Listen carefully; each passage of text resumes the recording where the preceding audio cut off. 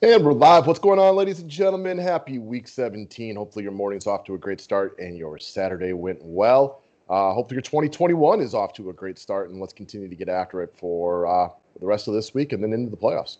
Yeah, let's get it, man. The last main football slate to break down before the playoffs start. Amen to that one, guys. So we're going to talk through our usual type of stuff. There's no overlay tournaments as of right now, so when we are done with the DK stuff, we'll pop over to the website over there, though, and just talk about the matchup shop and some of the plays that we think maybe people can take advantage of in that one. You guys know what we talk about every single day with the overlay. I know we had a couple requests yesterday. Like I said, we'll get back into doing more overlay NBA tournament stuff. We're going to be dwindling down to like one sport. Holidays are kind of ended now. We just need the stuff to pop up. We just need the NBA to get information out to these guys so that they can get their tournaments up earlier and we can break it down for y'all. I feel like we just need the NBA to normalize a little bit. It's still very early in. We're only about a weekend. So I think in the next couple of weeks, we'll have a better idea of just the norms of this year's regular season. Absolutely. I'd say that every year, so I agree with you. For sure. All right, guys. So as far as current 5-pack promotions go for the NFL stuff, so we're going to continue to talk about NFL DFS throughout the playoffs. I know a lot of providers and people who talk NFL don't do nearly as much in the playoffs. You see the PayPal email below. $10 gets you in for the rest of the playoffs for the NFL only package. Small amounts of money. You get the write-ups sent right to your email. If you are interested in the write-ups and the videos and everything that we do for NFL for the last little bit of the playoffs and today, $10 to the PayPal address below, and I'll throw you on the list of people who get the information. Subscribe to the station if you're new to it. Thumbs up is appreciated. So let's talk about one of the chalkier plays on the slate to start it off. Keep it simple, stupid. Occam's razor type of play for cash game is going to be the Henry train. So there's just a lot working right here. One, there's the history of it. Henry has gone bonkers on this Houston Texans team several times in recent history, including going over 200 yards multiple times. Earlier this year, he got after it. This is a dome game in January. The Texans' D is atrocious, and they're specifically bad against the run. Not that they're good against the pass, because they most certainly aren't, but they're awful against the run. So it's one of the reasons Henry, in a must-win spot for the Titans, is going to be really, really popular today. I know we talk about this all the time when there's a chalky Derrick Henry, and that is pivoting to the passing game in GPPs. I'm on board. I know you're on board. It makes a lot of sense. I wouldn't want to run Tannehill and Derrick Henry together, but we saw this a couple weeks ago. Henry was awesome, but Tannehill vultured all the touchdowns in the passing game, and Henry didn't really get there as far as like a great day, but they scored plenty, and Tannehill in the passing game just happened to get all the benefit of scoring the touchdowns. That could happen again today. Why not? I actually have no problem running Henry and Tannehill together, even on this big slate. Houston's D is that bad. I think you could see Tennessee. Again, Tennessee is probably one of the 3 or 4 most likely teams to score the most points today. There's nothing stopping Tennessee from scoring 5-6 touchdowns. And if that happens, we've seen a couple times this year, Henry and Tannehill both get there. I think Henry's the better play on paper because, again, Houston sucks. They're especially bad against the run. You expect Tennessee to be up in this game. I think the whole Tennessee offense is in play with Henry being the focal point. The Titans have also done a good job in recent history of bouncing back after bad games. And they were pretty pathetic against my Packers last week, which I thank them for, but that, they have everything to play here today. Now, Houston, go ahead. Oh, go ahead. No, go ahead. I was just going to say, just to reiterate, or just to kind of expand on what I said, I'm not really looking to play Henry and Tannehill. That's not like where I would go in one line. But of all quarterbacks and running backs on this slate, if I could only have one pairing, I think it would be Henry and Tannehill. Does that make sense? Yeah. Again, I wouldn't do it either. I expect Tennessee to score multiple touchdowns today. They have a lot to play for right here. Week 17 is always a bit funky. But when it comes down to it, if I'm betting on somebody, I'm betting on somebody with something to play for. Henry's one of those guys, as is our next running back, which is your favorite play of the entire slate, Jonathan Taylor. I'm going to bring up the one point before I let you get into why you love him so much today. So there's no DJ Chark, there's no Robinson today for the Jags. And I think a lot of times people are like, oh, well, does that matter? Taylor's on the offense. Those guys are offensive guys. They don't line up at all. Well, for me, what are the odds the Jaguars put up good points today and sustain long drives without their best skill position players? Probably not as great. So that just gives Jonathan Taylor more time on the floor. Great point. Excellent point. That just adds a feather in the cap for Taylor here. Again, yeah, one of, if not my favorite play on the slate. He checks all the boxes. You watch him, he certainly passed the eye test. mean, he ran all over Pittsburgh last weekend. In Pittsburgh, a defense that we really never want to pick running backs against. Now in a must-win game facing, a Jacksonville team that I'll give them credit. They haven't given up this year, but they're not talented. They're not playing for anything. Yeah. They're already. I just want to touch on that. I love the fact that I feel like they just don't have the talent to be good. There are other teams that are more talented that look like they give up. I don't want to say the Jacksonville Jaguars look like they gave up. They just don't have the bodies to be good. Agreed. So kind of a different situation, but in a spot like this, again, they're already locked into the number one pick. You've got an Indianapolis team fighting for their playoff lives. Just makes sense to me to see the Colts continue to give Taylor a huge workload. They've been giving him 18 to 20 touches per game. I think that continues here. And again, I know we don't just like to go everything off the eye test, but he looks awesome right now. A far cry from how he looked at the beginning of the year. It's a big game for Indianapolis. There's a lot of teams in must-win situations today, and ultimately this is kind of like a playoff game for him, only a playoff game against a bad team, so an even better spot. Amen. All right, so next up, let's talk about one of the young stud wide receivers of this season. That's going to be Justin Jefferson. Awesome season for him. Really, really, when you see Diggs absolutely balling for Buffalo, it doesn't hurt as a Minnesota Vikings fan because you still got Adam Thielen, who's really good, and then you get this young man that walks in who's just been nothing short of sensational. So I like the Minnesota offense quite a bit today. No Dalvin Cook, not out there today, so they can't really just lean on Dalvin Cook. So the Minnesota passing game is wildly in play.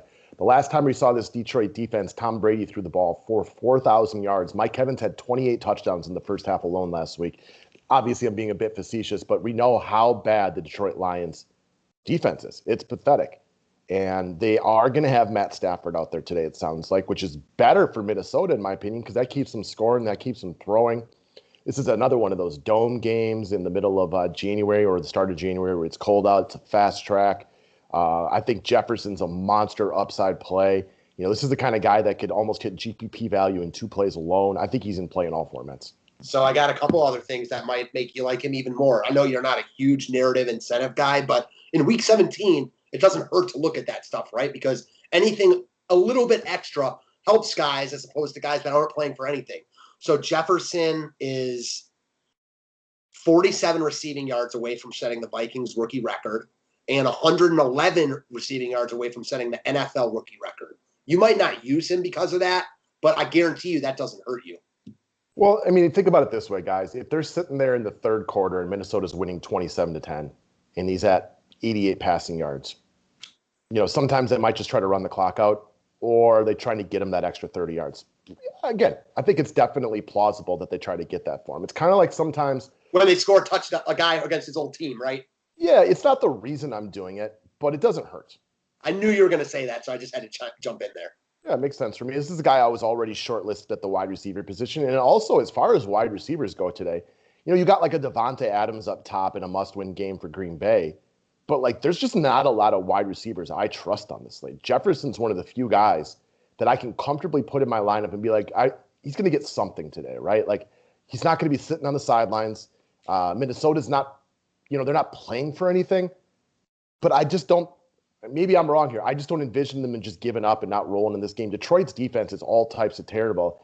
I feel very good about Jefferson getting there today. Yeah, I agree with you on all points there. I think receiver, not that it's weak, there's just a lot of question marks, and there isn't the certainty that we have at running back, or at least the certainty we think we have at running back. I mean, there's a couple of running backs that we talked about that you feel pretty comfortable putting in your lineup. And it's not easy to play all three of the guys we just talked about, but there's pay down options everywhere. I feel better about some of the cheaper running backs because they're in a position where, I know that they need to play with all their guys out than I do some of the cheaper wide receivers where I'm like, they could have a day. But if you look like, say, a Danny Amendola on the flip side for Minnesota, okay, he's cheap. He's been semi-productive without Galladay out. I don't really feel safe with something like that, whereas there's other cheaper running backs I feel a little safer with, at least in the flex spot. That's fair. All right, next up, apparently we only like wide receivers with the initials JJ today. I know you love the Broncos today, so tell the public why.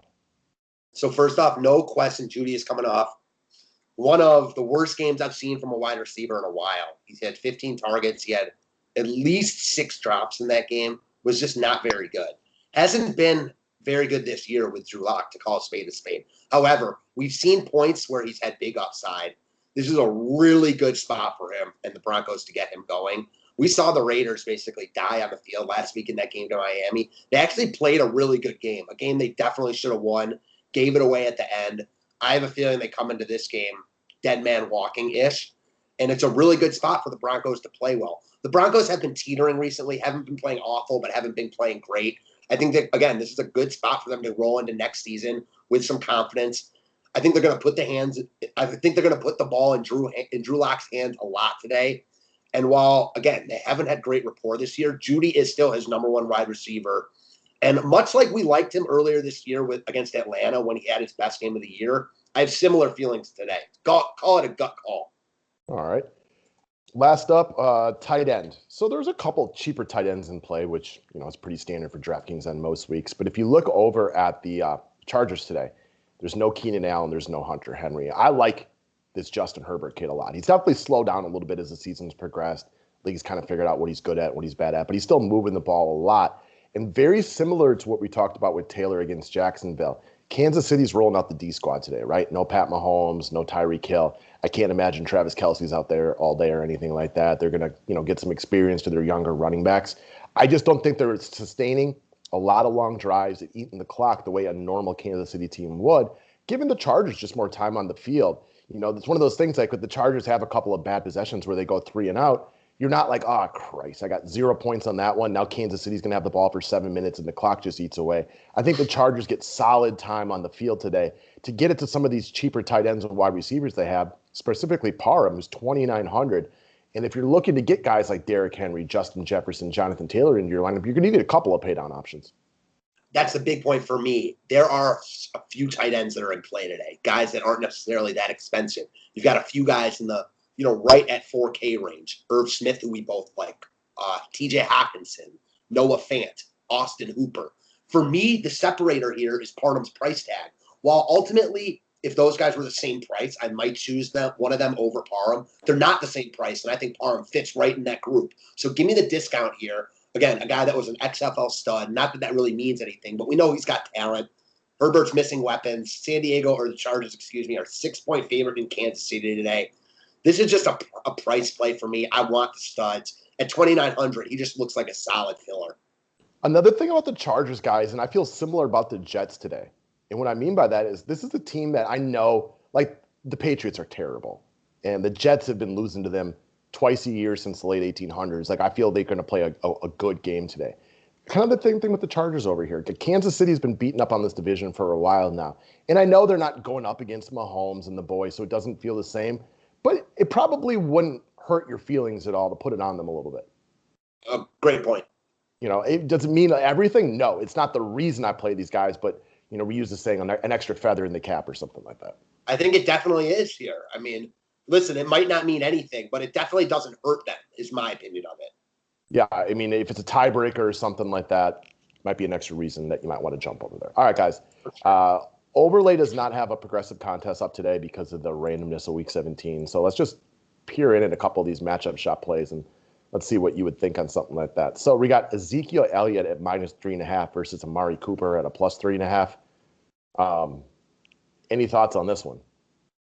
I don't love it, but if forced to choose, I take Zeke. Not that I'm really confident in him. I just have no confidence in Cooper in this spot. I'm with you on this one. One of the reasons I might take Cooper, I also don't have a lot of faith in Zeke, and I'm getting the 3.5 points right here. Yeah, I know why you might take Cooper because you could see Zeke getting like 5 points total. Yeah, I mean, I could definitely see Zeke ending the day with 50 rushing yards, 2 catches for 20 yards, which is 8 points right here. And then Cooper only needs 5 points to beat that. So that's like, this is a half-point PPR website. That's, 4 catches, 40 yards. He could do that. My problem is if Zeke falls in the end zone, I don't think any way Cooper beats him. Interesting stat. Last week was the first time Zeke scored since Dak Prescott got hurt. That's crazy. Right? That seems implausible. When I heard it during the game last week, I was like, shut up. No way. That's crazy. Yeah. All right. Next up, a couple of Cleveland guys to talk about. Higgins versus Jarvis Landry. Higgins is being spotted 3 points. Where would you go right here? I mean, Landry's obviously the better play, but, the 3 points does mean something. I still feel like also it's also a half-point PPR website, right? And Landry's a PPR guy. Yeah. Man, I'm torn. My gut says Landry, but you know how I don't like favorites. Yeah, I mean, I typically prefer to get points right here. It's why I would probably pick Cooper. I wouldn't feel great about it, but it's why I would probably pick Cooper. I actually think I'd probably stick with Higgins right here. I think like Higgins catches one bigger ball, and that yardage total would be enough to just slightly surpass Jarvis Landry. If it was a full point PPR, I think the tiebreaker would then go to Landry, in my opinion. That's fair. All right, so let's talk about the next one, Myles Gaskin versus Nick Chubb, guys. So this one, there's something going on that unrelated to either of these guys that could really change my opinion right here, and that is the fact that Josh Allen has been labeled a rest candidate. As of right now, hasn't said he's out, but if all of a sudden Josh Allen isn't playing today, like if they said Josh Allen and what's that? They're still playing for the 2 seed. Okay. He was labeled as a potential rest candidate. If that were the case, I would like Gaskin a lot more because then I just wouldn't like Buffalo as much. But as it stands right here, I'm going to go with Nick Chubb. Nick Chubb's a stud. I trust him more. I trust the Cleveland offense more in this position, even though Pittsburgh is sitting, I don't know, they're sitting Big Ben. Chubb's still a much better player. So I agree with you that Gaskin's in a better spot if Buffalo's resting all their guys because their team won't be as good. But I just think this is a Nick Chubb type of day. Give me Chubb here in a spot against the backup Steelers. I'm with you on that one. And Chubb's a stud. He is just one of the flat-out best running backs in football. Mm-hmm. Now, I like Gaskin, but he ain't no Nick Chubb. That's exactly what I was going to say. All right, Kenyon Drake +2 versus J.K. Dobbins. So Chase Edmonds has been iffy all week, but he's projected to play now, which is obviously not perfect for Kenyon Drake. Gus Edwards, the backup to J.K. Dobbins, is also projected to play at this point this morning. So in this situation, give me Dobbins. He's going to score today. I feel very comfortable saying that. If there was any chance Dobbins would see 20 touches, he might be one of the best plays on the slate. They have been very cautious with him, but I'll still take him. I'd choose Dobbins here if Edwards were in and Edmonds were out. That's how much more I like him than Drake. Yeah, I know you're not a big Drake guy. You like Drake the rapper, but not Drake the running back, and I get that. Yeah. And the other thing about Drake today is like he's not in a good spot against the Rams. No, he's not. And the Rams defense, I have a feeling they're going to play the best game of their lives. I think the Rams win that game, and they win it on the heels of their D. If their quarterback gives them any chance to be in this game, I think they win. It's a big game for the Rams, and be out there with. It also sounds like Cam Akers is going to give it a go today, which could be good for the Rams' offense in this situation. So, interesting game, but I expect their defense to show up big. It's possible I'm wrong and they just die, but I expect them to show up big. I feel the exact same way. All right, Aaron Rodgers +3 in Chicago versus Lamar Jackson against Cincinnati. It's a lot in play right here. Rodgers lost his stud left tackle this week, David Bakhtiari. Not great for the passing game, but the flip side of this is Bakhtiari was out for almost a month earlier this year. Offense didn't really skip a beat. It wasn't perfect. It's not ideal. I hate it for their odds to get to the Super Bowl this year, but I still think the offense will be relatively good right here. The flip side of that is if I had to bet on any quarterback to be the best play today, I would probably bet on Lamar Jackson in a must-win game for Baltimore against the less than stellar Cincy team. So I'm going to go with Lamar Jackson right here. He's got the much easier path. I hate the fact I got to give away 3 points to my boy. Yeah, it's definitely Lamar Jackson for me here too. I mean, I never like picking against Aaron Rodgers, but you got Rodgers again in Chicago against the Bears team in a must-win. Lamar Jackson against Cincinnati. I mean, that's all I need to know. Yeah. All right, Baker Mayfield or Tua. I mean, this one's easy for me also. Give me Baker Mayfield. Yeah, Tua just doesn't Tua doesn't look good at all. Yeah, see, if I'm the Miami Dolphins, and I realize Fitzpatrick's now on the COVID list, so he couldn't play either way. But, like, you're a good team and a really, really good defense. I think Fitzpatrick's clearly the better quarterback right now.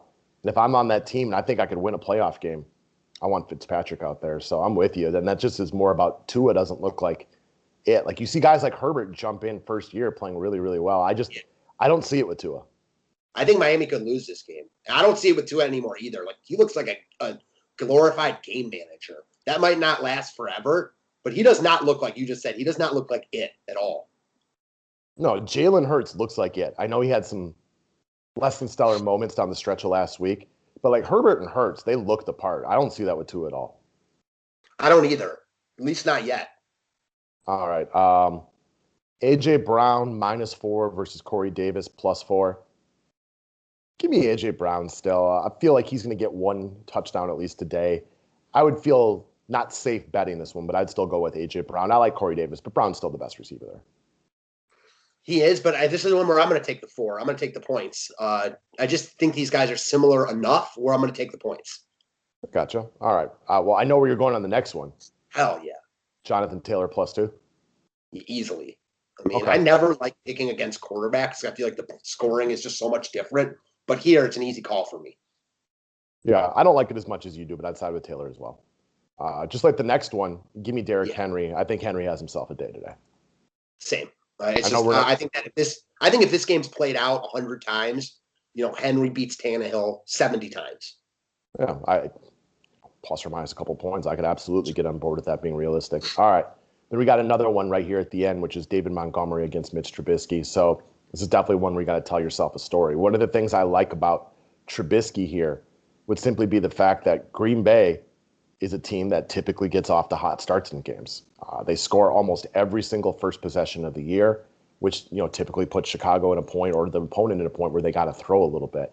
Montgomery has balled lately, and Green Bay's got a reputation for being a really bad run defense. I will say, though, they've looked a lot better over the last 5-6 weeks. I've been much more impressed with their tackling and everything like that. The shutdown Derrick Henry last week. And if you watch that game, you saw a game script where Tannehill outscored Derrick Henry. I kind of prefer Trubisky today, and maybe that's just me having faith in my boys. You might see this one a little bit differently. Both teams in this game have a lot to play for. I like the Bears to be in this game. I think they're live underdogs here. I like them to cover the spread, but I have much more confidence in the Colts and Titans to have a running game script than I do the Bears.